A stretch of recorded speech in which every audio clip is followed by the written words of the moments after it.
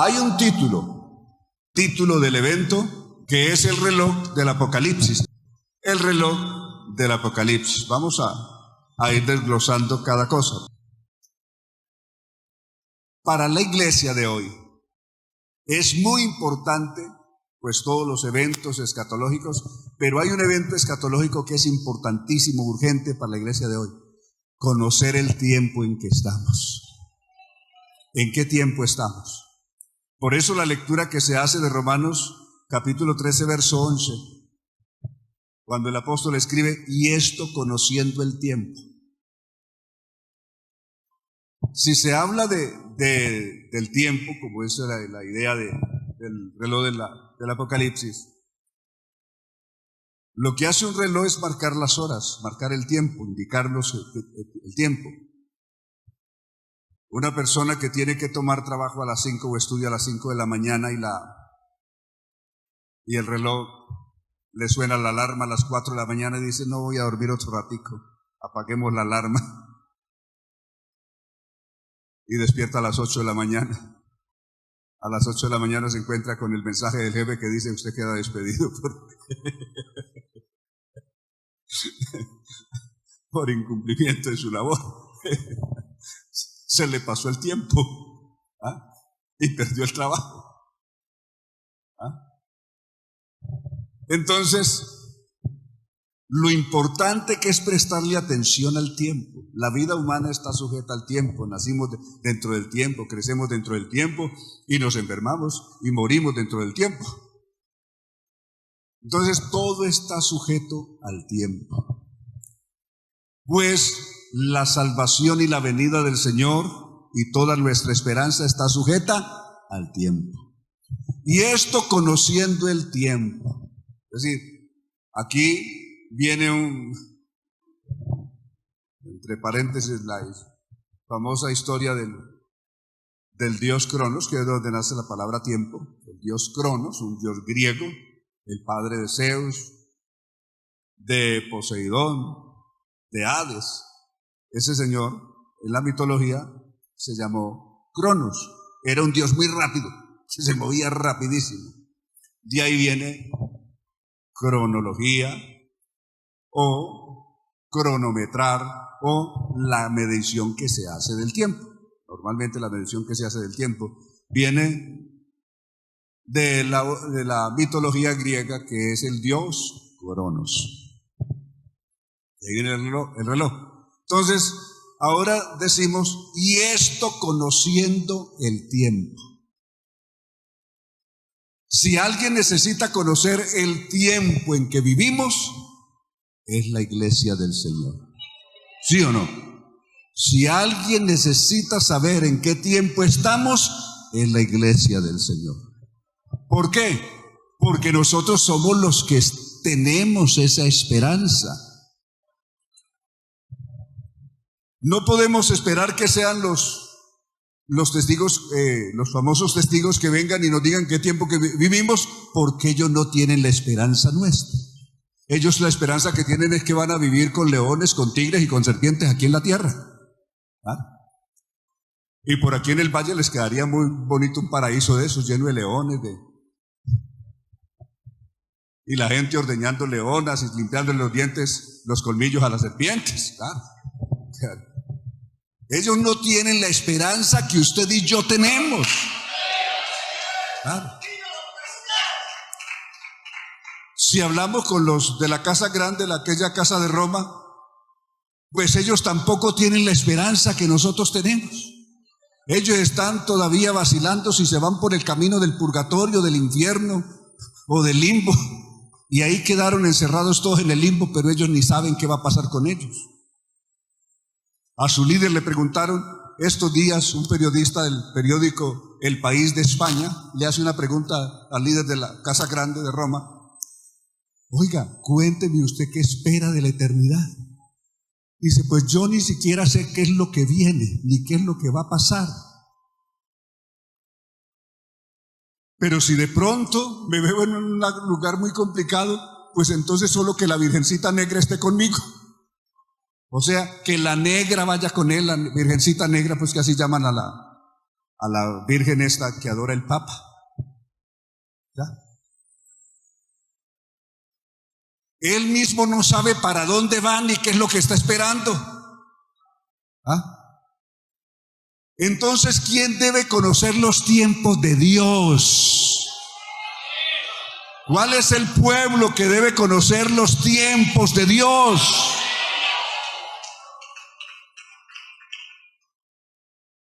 Aleluya. Entonces, si alguien necesita conocer en qué tiempo realmente estamos, somos nosotros, Iglesia del Señor. ¿Sí o no?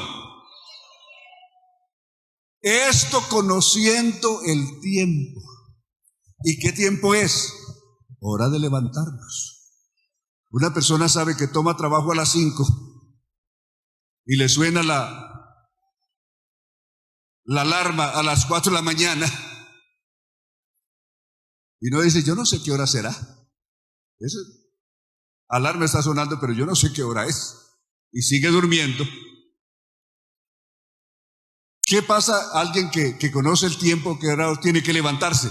Suena la alarma y hay que levantarse. Y esto conociendo el tiempo, que es hora ya, ¿de qué? De levantarnos del sueño. ¿Por qué? Porque ahora está más cerca de nosotros que nuestra salvación, que cuando creímos. La noche está avanzada. Aquí viene una figura que se cumplió en Éxodo capítulo 12. La salida de Israel fue cuando el reloj, por decirlo así, las manecillas del reloj se juntaron en el punto alto, en la parte más alta del reloj, es decir, la medianoche. A esa hora salieron. Quiere decir que el chofar, el cuerno, la alarma, tiene que haber sonado antes. Más o menos una media hora antes sonó el cuerno, la trompeta esa o el chofar, que anunciaba que era la hora de salir. De ahí que si suena el cuerno y son las 11:30, por decir, de la noche, y a las 12 hay que salir, y alguien sigue durmiendo, se va a quedar en Egipto. ¿Sí o no? Porque a las 12 en punto tuvieron que salir. Por eso esperaron que ese sonar de trompeta, todos listos, sandalias en los pies, las mujeres hasta con la masa y todo lo que llevarían de provisión en la cabeza, y todos los hombres listos, todo preparado para dar el primer paso de salida y abandono de Egipto cuando fueran las 12. Pues la noche está avanzada, y una noche avanzada es cuando están las manecillas a punto de unirse en el punto más alto. La noche está avanzada. ¿Y qué es lo que se acerca? Se acerca nuestro día de liberación, de redención definitiva, de encontrarnos con el gran sol de justicia. Aleluya. Según Malaquías 4, los impíos en ese día terrible y abrasador de la ira del Señor serán estopa, pero sobre los justos saldrá el sol de justicia. Al mundo le espera la oscuridad más grande, a nosotros nos espera la luz, el encuentro cara a cara con el sol de justicia. Aleluya. Es hora, iglesia, de levantarnos del sueño. Vea esto, para que distingamos bien el tiempo en que estamos. Jesús habló de muchas maneras, y sus apóstoles, de lo que sería el tiempo final de la iglesia aquí en esta tierra. No del principio. Del principio les habló en Hechos capítulo 1. Recibiréis poder cuando haya venido sobre vosotros el Espíritu Santo, y me seréis testigos en Jerusalén, en Judea, en Samaria y hasta lo último de la tierra. Ahí habló del principio. y desarrollo a lo largo del tiempo hasta predicar el evangelio hasta lo último de la tierra. Pero se enfocó muchas veces, fue a hablar de cuál sería la parte final o el último ratico de la iglesia en esta tierra. Y siempre que habló de eso, tristemente enfocó un tiempo de demasiado sueño y decadencia espiritual. Ejemplo, aunque las 10 vírgenes nada tienen que ver con la iglesia, porque es un evento, son eventos del trato de Dios con Israel, sin embargo nos sirven de ejemplo. ¿Qué dice Mateo de las 10 vírgenes? ¿Cómo estaban las 10 vírgenes cuando se oyó la esposa? En la voz, el anuncio que decía, aquí viene el esposo, salid a recibirle. ¿Cómo estaban las 10?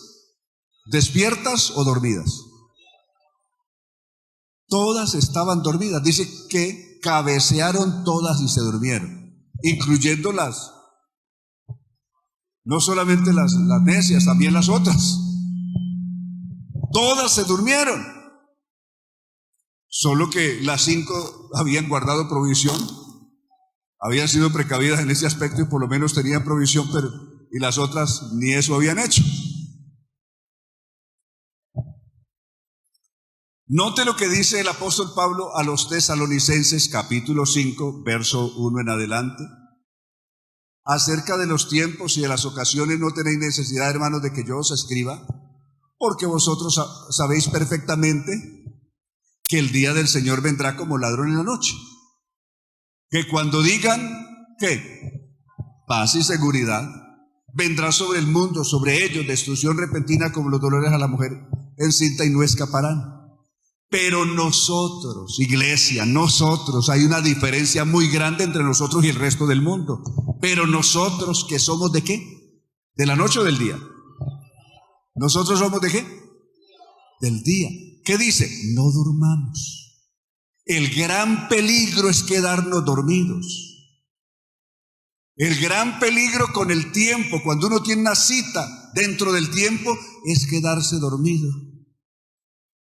Pues me salió la visa para Nueva York y voy a viajar mañana y tengo que estar a las 3 de la mañana en el aeropuerto. Y me suena la alarma, que hay que estar con 3 horas y viajo a las 3.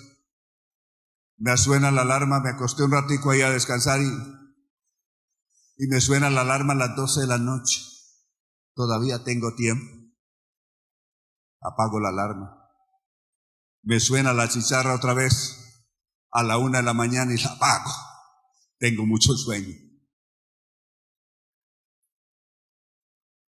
Finalmente, despierto a las 5 de la mañana. Ya el vuelo está llegando a Nueva York. Entonces, me quedé. Tenía todo para irme, pero por sueño me quedé. Tenemos todo para irnos con el Señor, pero el sueño espiritual puede hacer que nos quedemos. ¿Sí o no? Teniendo todo para irnos, visa, el tiquete, todo para irnos, pero el sueño nos puede ganar y dejarnos aquí. Por eso hay que conocer bien el tiempo y estar atentos a él. Los que duermen, ¿qué dice Pablo? De noche duermen. Los que se embriagan, se embriagan. Pero nosotros, que no somos de la noche ni de las tinieblas, velemos y seamos sobrios. ¿Sí o no, iglesia del Señor? Alabanzas al Señor.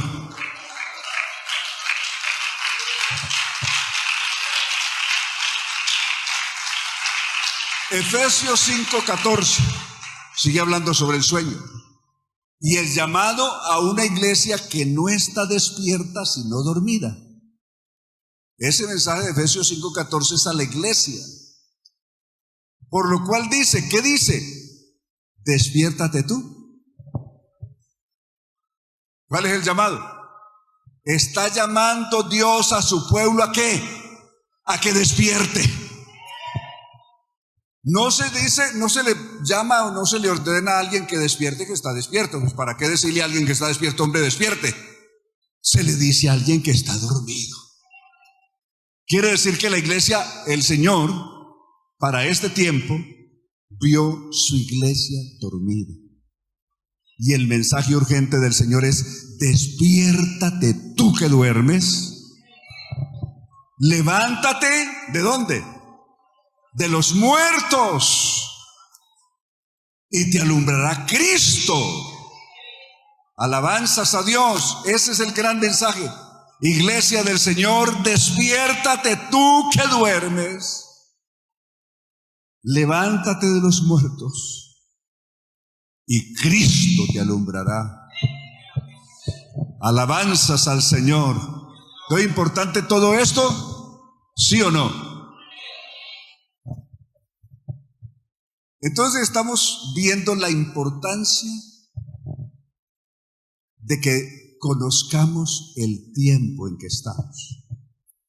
Y aquí vamos entonces a ver cómo se origina esto que hoy se conoce como el reloj de Dios, o el reloj del juicio final, o el reloj del Apocalipsis. Recordemos, quiero recordar que este título o este nombre no se lo inventó la iglesia, no es de origen cristiano, sino científico. A raíz de una gran persecución que se inició contra los judíos, pues han habido muchas persecuciones, pero una gran persecución que se desata a partir del año 1917, cuando estaba terminando la Primera Guerra Mundial, que fue entre los 14 al 18, se presentaron unas situaciones que van a dar origen a una tremenda persecución contra los judíos, como las han habido en otros tiempos, persecución que desafortunadamente va a terminar en la Segunda Guerra Mundial con la muerte de más de 6 millones de judíos. Esa persecución comienza en el 17. Brevemente, así a grandes rasgos.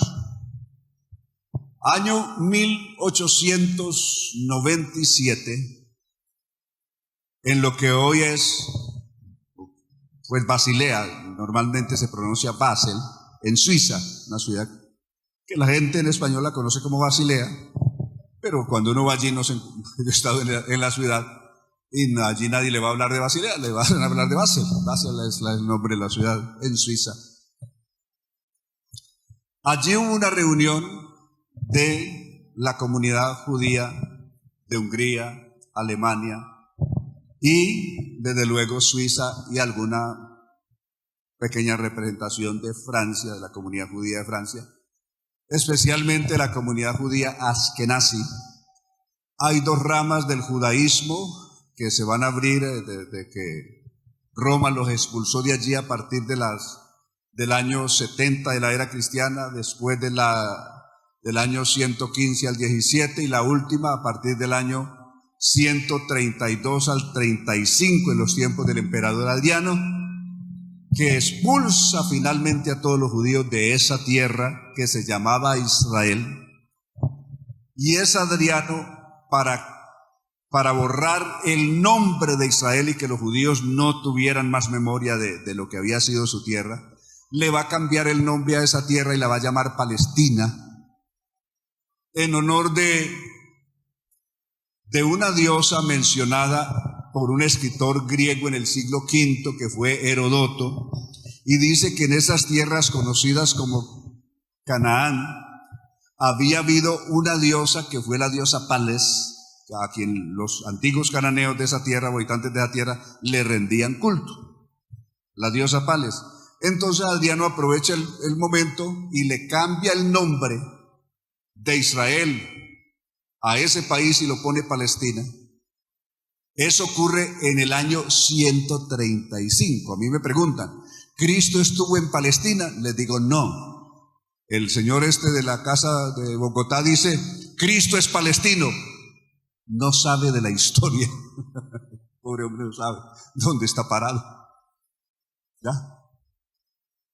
Palestina no existía sino hasta el año 135 después de Cristo.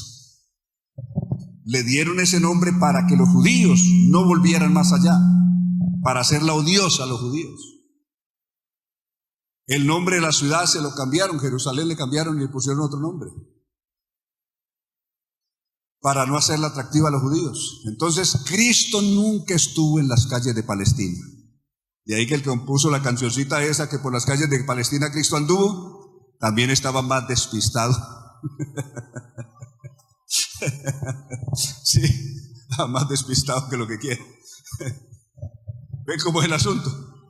Entonces, Palestina no existía sino hasta el año 135. Entonces, Cristo estuvo en las calles de Palestina. Los apóstoles vivieron en Palestina. Entonces, ¿Cristo era palestino? ¿Ven cómo es el asunto? Entonces, los judíos son expulsados por el mundo a países árabes, a Marruecos, y una parte a través de Marruecos van a pasar a lo que es la península, lo que se llamaba la península hispánica en ese entonces, que la comunidad judía que llega allí la va a llamar Sefardat. Lo que hoy es España ellos la llaman Sefardat. Por lo tanto, la comunidad judía que va a llegar más tarde, siglos más tarde, a esta parte del mundo, a Mesoamérica, que es donde estamos nosotros, se van a llamar sefardíes, porque venían de Sefardat.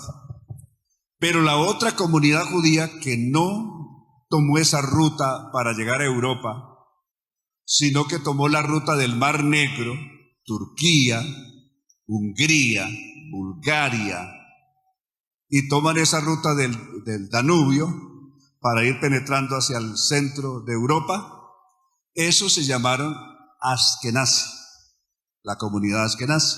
Entonces son dos comunidades judías, siendo los mismos judíos, pero dependiendo la parte donde se ubicaron a partir de su expulsión de allí, reciben un nombre distinto.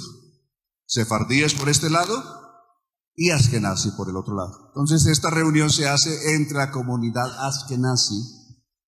Teodoro Hefs va a ser el hombre, un hombre nacido en Hungría, un judío nacido en Hungría, pero que había tenido la oportunidad de educarse, de prepararse, que era otra cosa de que los judíos se les privaba, no podían estudiar en universidades porque los expulsaban de allí, había una tremenda discriminación contra ellos, pero este había logrado educarse.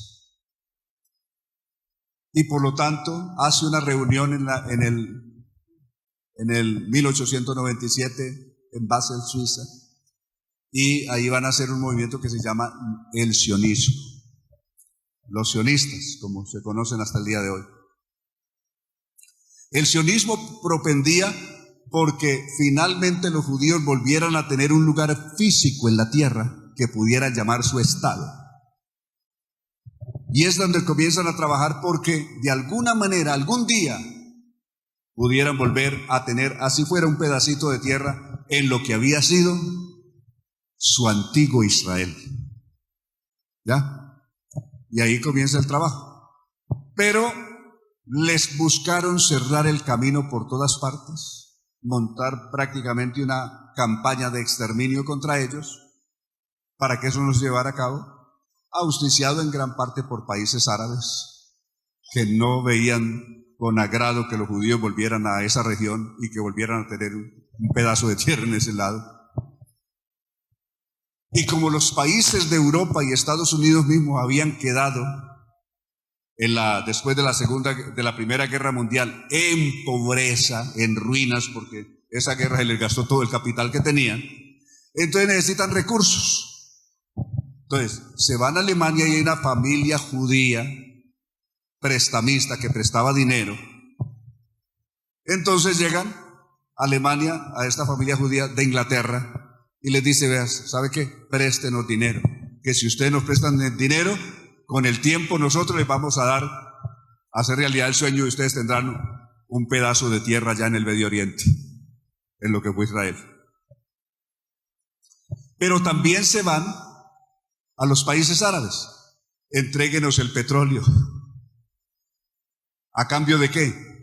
Cuando nosotros logremos consolidar todo esto de guerra y levantamiento de lo que fue el antiguo imperio turco o otomano, entonces haremos un Estado palestino. Pero necesitamos que a cambio de eso nos vendan el petróleo, nos entreguen el petróleo, nos fíen el petróleo para seguir la industria de las armas. Pero necesitaban. Entonces realmente le vendieron el alma a dos. Le la vendieron a Israel diciéndole, entusiasmándolo que le darían un Estado. Eso se encuentra en un documento que se llama el Tratado o la Carta de Balfour del año 1917, conocido por otros como la Carta Blanca en Inglaterra. ¿Ya? Se encuentra eso. Entonces, ¿qué va a venir con el paso del tiempo? En vez de buscar consolidar eso, después de que ya le prestaron la plata, comenzó el gran exterminio contra los judíos, la persecución. Entonces, grandes sabios intelectuales de los judíos que vivían en Alemania buscarán migrar hacia Estados Unidos, y especialmente a partir del año 33, cuando Adolfo Hitler llega al poder en Alemania, y la persecución contra los judíos es mucho más grave. Entonces, muchos intelectuales viajan a Estados Unidos. Entre esos viajan muchos físicos, químicos, que van a ubicarse en Estados Unidos. Otra gran parte no lograron ese objetivo. Estados Unidos le cerró la puerta al resto de judíos y los dejaron rodando por el mundo sin una puerta que se abriera para recibirlos. Pero entre estos que logran, va a venir Albert Einstein. ¿Recuerdan? Al señor Albert, aquel que aparece en las fotos por ahí con la lengua, sacando la lengua. Albert Einstein, el gran físico-químico de origen judío, alemán, de nacionalidad alemana, pero que se ubica en Estados Unidos. En la Segunda Guerra Mundial, cuando llega la Segunda Guerra Mundial, hay unas resistencias muy fuertes para los aliados, que son los que están combatiendo contra las tropas de Hitler y todo en Europa, y contra Japón, porque se unieron tres poderes que se llamaron los poderes del mal por muchos en su entonces, que se une Hitler, que levanta las famosas banderas del nazismo, Mussolini, primer ministro de Italia, que levanta las banderas del fascismo. Fascismo es todo el mundo para Roma, todo el mundo para Roma. Es decir, la campaña era que Roma tenía que conquistar a todo el mundo para imponer su religión mundial y que fuera única. Ese es el fascismo de Mussolini. Y el nazismo es una raza única en la tierra y el resto de razas tienen que ser exterminadas, incluyendo los judíos. ¿Ya? La raza aria es la que debe predominar en la tierra y las demás razas borradas del mapa. Esa es la idea, la filosofía del nazismo. ¿Ya? Entonces ahí están. Y Japón se une a la causa nazi de Hitler para buscar exterminar las razas inferiores.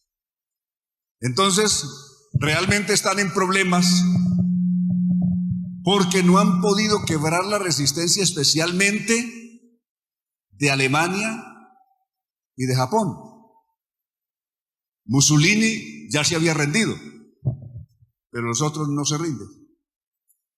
Entonces necesitan hacer algo extraordinario para quebrar la resistencia, especialmente de Japón. Japón era una potencia militar que pisoteó a los chinos y los humilló como le dio la gana. No fue cualquier cosa, un pueblito pequeño pateando a un gigante como China, y lo pateó, lo pisoteó. Pero no solamente había hecho pedazos a la China, sino que viene en camino de Europa a apoyar a Hitler. Entonces, estos físicos en Estados Unidos, que habían llegado a Alemania y Estados Unidos, dicen, ¿sabe qué? Lo único que pudiera quebrar la resistencia de Japón especialmente sería si inventamos un arma de gran poder destructivo y radioactivo. Y ese proyecto, entonces comenzaron a desarrollar un proyecto que se llamó el Proyecto Manhattan. Ese proyecto se llama Manhattan, el Proyecto Manhattan. ¿Y qué arma hacemos entonces? ¿Cuál será el arma? Albert y sus científicos compañeros dijeron: les vamos a hacer una demostración, les vamos a hacer una prueba. ¿Cómo sería el daño y el efecto de un arma de destrucción masiva partiendo de un sistema atómico? Les vamos a hacer una demostración en Nuevo México. Hagamos una demostración de ello en Nuevo México, Estados Unidos. Fue aterradora esa prueba. Las gentes, eso es un desierto, era un desierto, pero las gentes desde lejos vieron, primero, en la madrugada, son las 5 de la mañana, y la tierra se les mueve a todos como si fuera el más espantoso terremoto jamás vivido.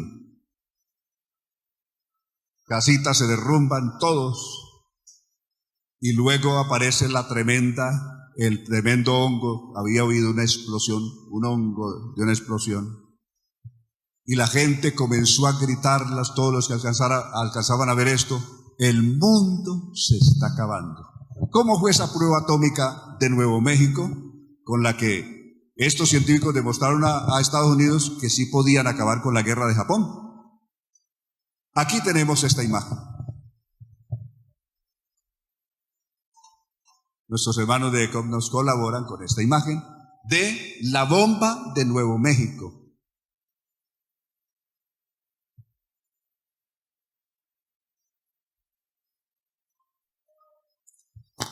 Damos una alabanza al Señor.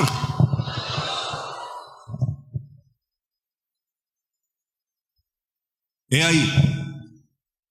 Esa ocurre en el año 1945.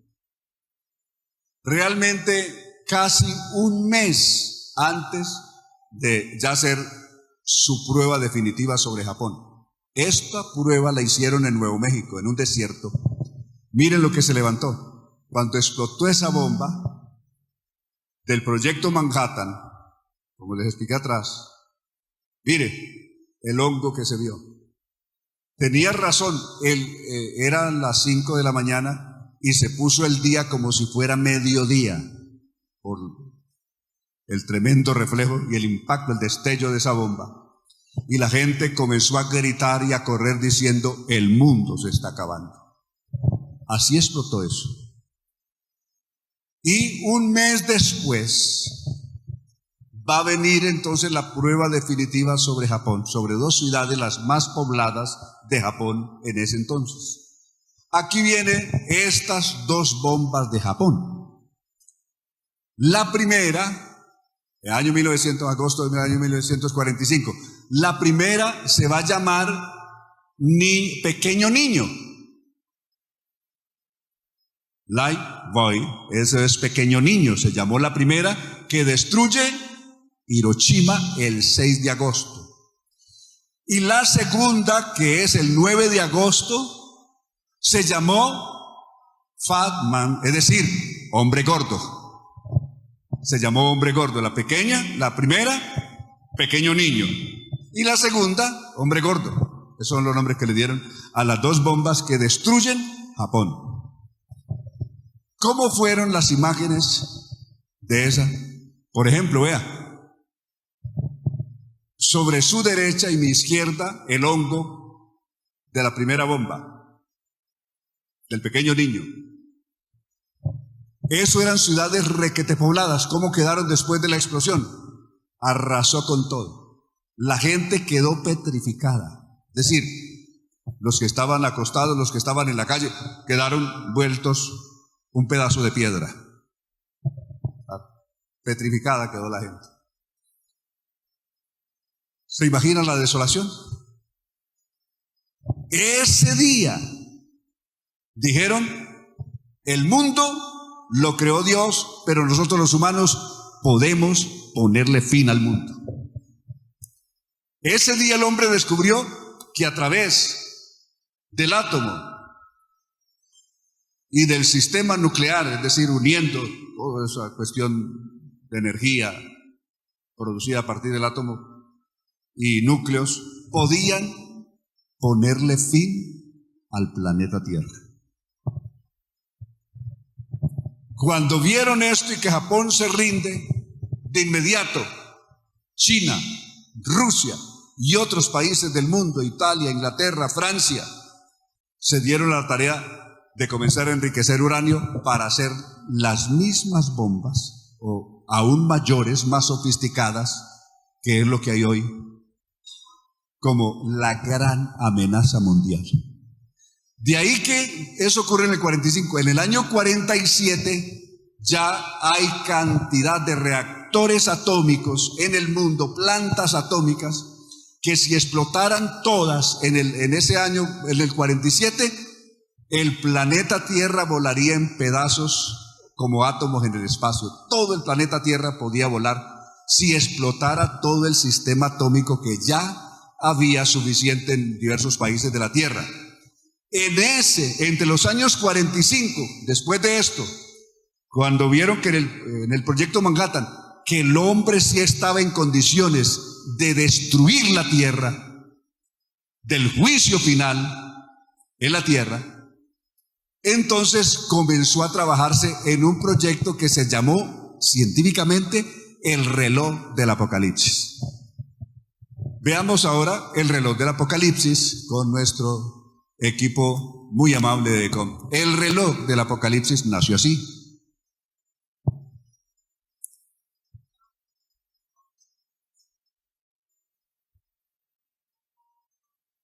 Ahí está, habría que ponerle el audio.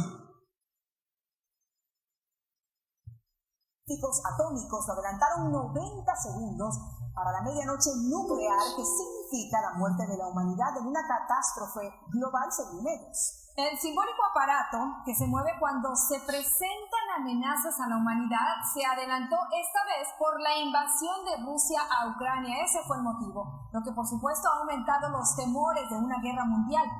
El aparato fue creado en 1947 por un grupo de científicos atómicos, incluyendo a Albert Einstein. ¿Lo ven? Entonces, dije que eso no era un invento nuestro. ¿Lo crearon quiénes? Los científicos. ¿Entre ellos quiénes? Albert Einstein, de que les estaba hablando, ¿recuerdan? Para demostrar que la Tierra, en ese entonces pusieron, en el 47, pusieron el fin del mundo a 10 minutos. A 10 minutos. Es decir, para hacer explotar todo el sistema atómico que había, tardarían 10 minutos. Y en 10 minutos, la Tierra dejaría de ser y volaría en átomos en el espacio. En 10. Cuando se descubren unos misiles en el 61 rusos apuntando hacia Estados Unidos, ¿recuerdan? Los famosos misiles, a los han oído nombrar, ubicados en un sector conocido como Puerto Cochinos, en Cuba, apuntando hacia la área de la Florida y de Estados Unidos, comienza la famosa Guerra Fría. En esa Guerra Fría, cuando comienza, el reloj se pone a 5 minutos, es decir, solo en 5 minutos el planeta Tierra, con las existencias que habían ya de reactores atómicos, tardaría 5 minutos en borrar la Tierra. Así duró hasta el año 1989 a 5 minutos. En el año 1989 pues llega a Rusia el primer ministro Mikhail Gorbachev, y va a relajar esas relaciones tensas con Estados Unidos y con Europa. Le pone fin a lo que se llamó la cortina de hierro y abre las puertas. Finalmente hasta el muro que separaba Alemania, que lo habían construido después de la Segunda Guerra Mundial, partiéndose en Europa, entre Inglaterra, Estados Unidos y Rusia, que habían partido Europa, y habían puesto el muro que separaba los del este y los del el resto de Europa, y se cayó ese muro, la gente lo tumbó. ¿Recuerdan? Hace poquito se cumplió 35 años de la caída del famoso muro ese de Berlín. ¿Qué va a venir? Entonces se relaja otra vez y se puso a 7 minutos en el año 89.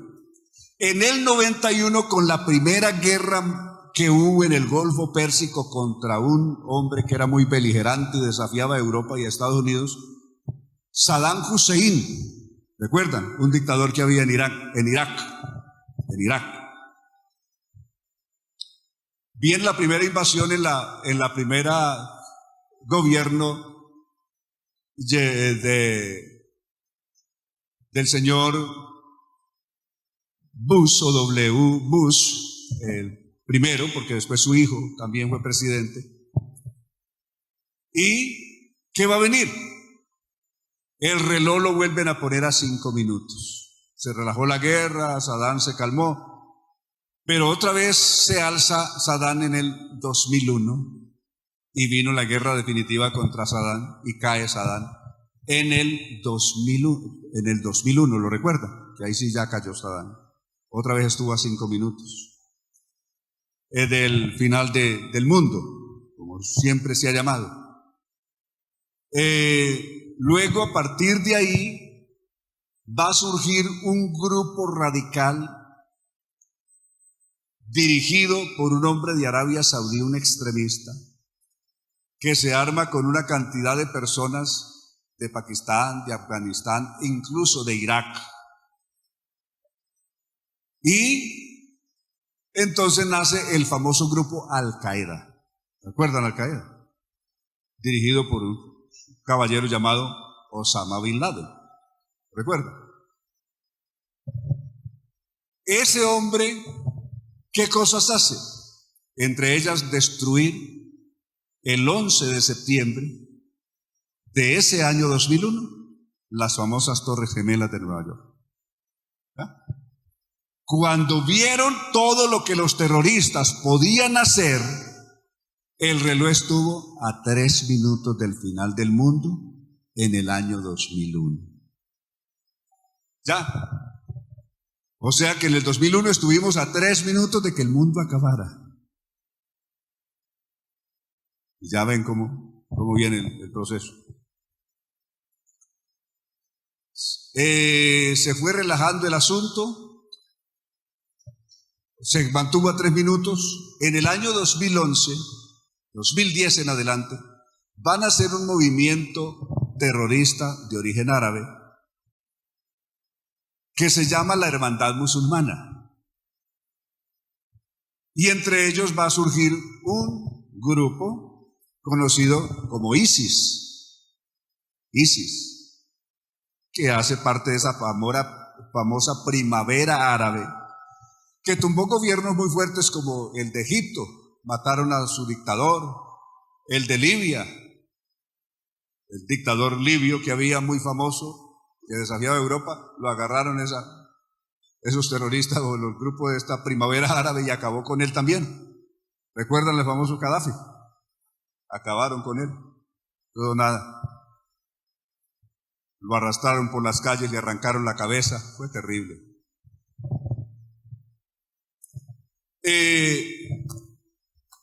Entonces, cuando esa primavera árabe y en la visión, el mensaje que enviaban los de primavera árabe o la hermandad musulmana es que ellos conquistarán el mundo para Mahoma a cualquier precio. Si para eso les toca destruir la tierra, la destruyen. Y de hecho arrasaron Siria, arrasaron cantidad de países a su paso. Entonces el reloj estuvo a 2 minutos del final del mundo a partir de esa primavera árabe dirigida por la famosa hermandad musulmana. ¿Ya? Mire cómo se ha movido ese reloj del juicio final. Pasa el tiempo y va a venir la famosa guerra, la invasión de Rusia a Ucrania. ¿La recuerdan? Con esa invasión de Rusia a Ucrania, vieron más próximo porque Ucrania estaba haciendo acercamientos con Europa, buscando pertenecer a la OTAN, aunque su solicitud era también pertenecer a la Unión Europea. Pero eso para Rusia es intolerable, porque sería que la OTAN, que es el Tratado de Defensa del Atlántico Norte, se le meta prácticamente en el territorio ruso, porque eso antes fue Rusia, y entonces Rusia no lo podía tolerar, y entonces por eso vino la reacción de invadir a Ucrania, porque lo veía como un peligro que Europa se le metiera a su territorio. Si Ucrania se afiliaba al Tratado de Atlántico Norte, conocido como la OTAN, o a la Unión Europea. Entonces viene esa reacción, la invasión de Rusia, que ya ustedes saben. Eso se veía venir desde el año 2014, con la famosa guerra que hubo inicialmente entre Rusia y Ucrania, y ellos se apoderan de una de las partes claves de esa región, que es Crimea, en el Mar Negro. Entonces Rusia busca, que es donde están los más grandes puertos, o quedaban los más grandes puertos de Europa, especialmente por ese lado para acceder al Mediterráneo y al Canal del Suez abajo. Entonces, ya saben todo lo que ha pasado. No tengo que decir, ustedes saben lo que aún esa guerra está en pie.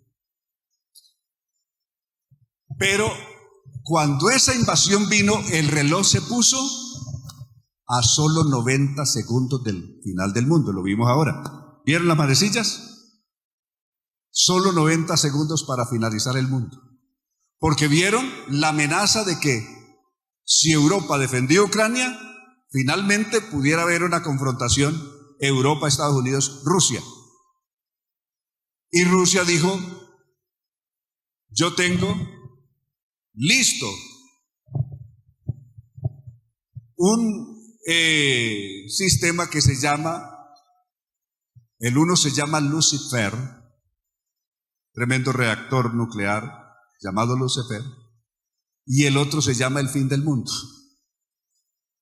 Rusia, que si Estados Unidos o Europa entraban con tropas a apoyar Ucrania o con armas de largo alcance, explotaría eso y vendría el fin del mundo.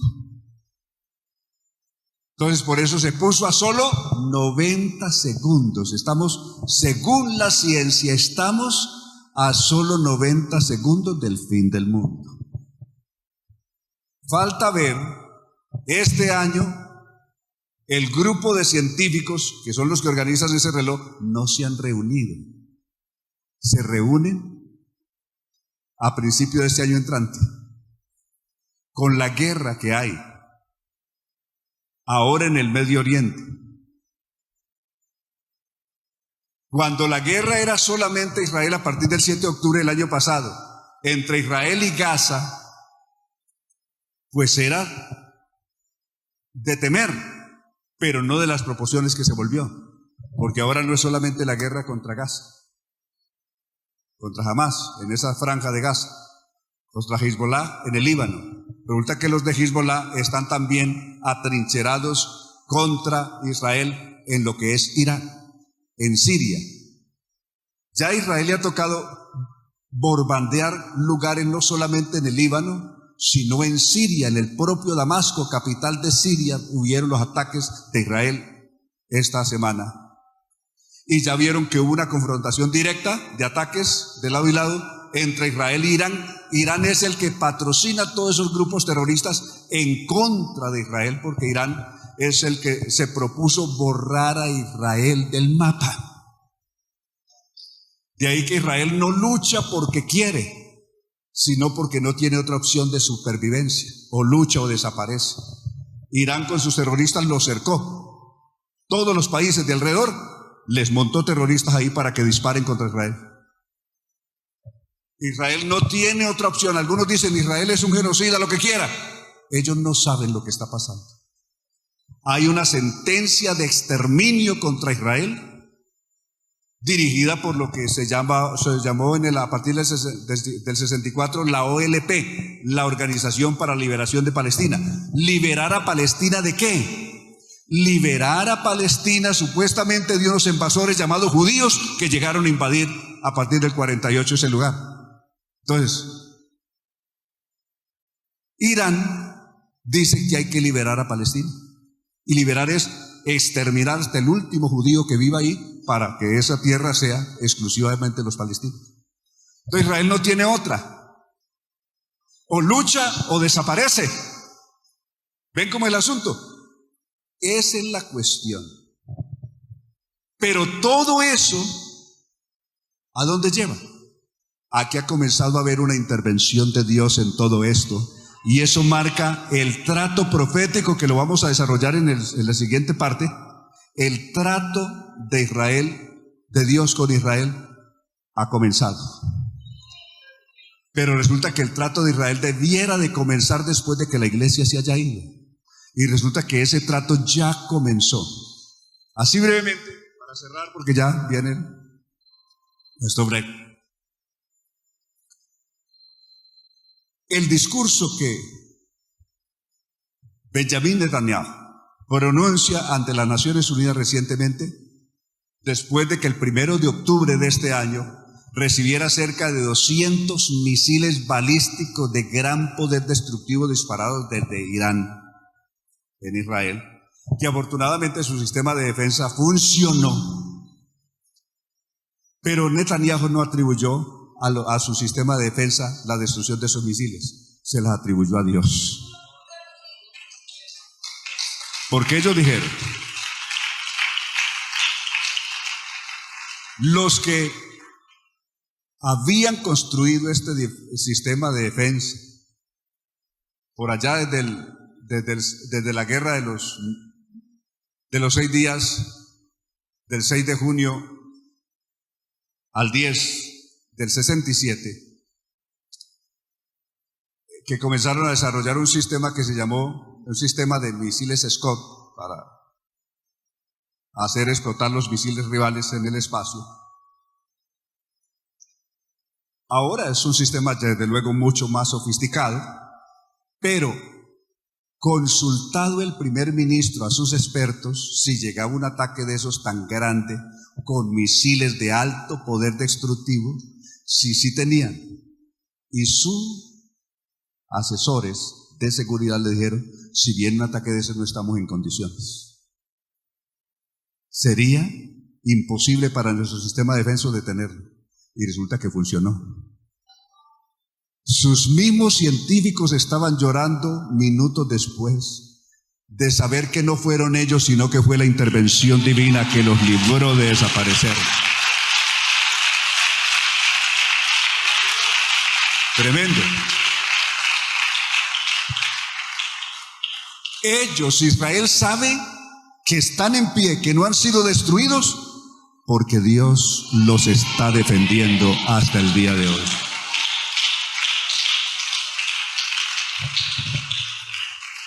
Hermanos, esto de la información como a una escuela, porque esto no es un sermón, es una escuela, y una escuela pues hay que darles todas las herramientas, es decir, y las herramientas es la información completa, no una información por ahí a pedacitos, sino una información homogénea, completa, íntegra, que informe no solamente la Biblia.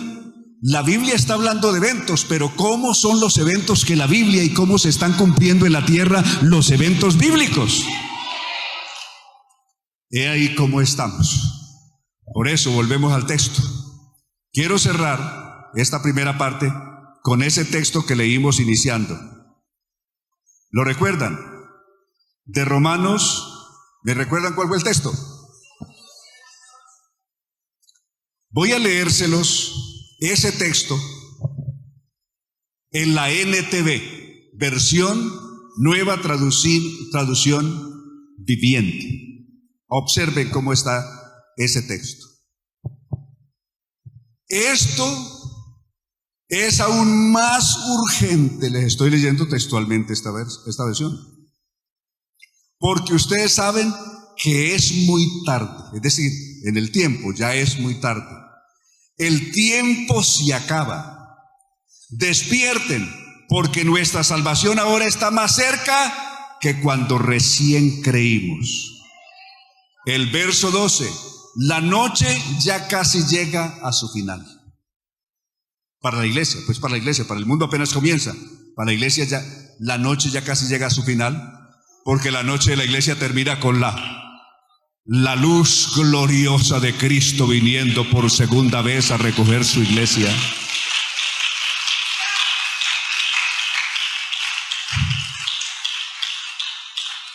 El día de la salvación amanecerá pronto. Por eso dejen de lado sus actos oscuros, como si se quitaran ropa sucia, y pónganse las armaduras resplandecientes de la vida recta. El 13. Ya que nosotros pertenecemos al día, vivamos con decencia a la vista de todos. No participen de la oscuridad de las fiestas desenfrenadas, de las borracheras, ni vivan en promiscuidad sexual e inmoralidad, ni se metan en peleas, ni tengan envidia. Más bien, vístasen con la presencia del Señor Jesucristo y no se permitan pensar en formas de complacer a los malos deseos. Ese es el tremendo mensaje de Dios con el que quería terminar.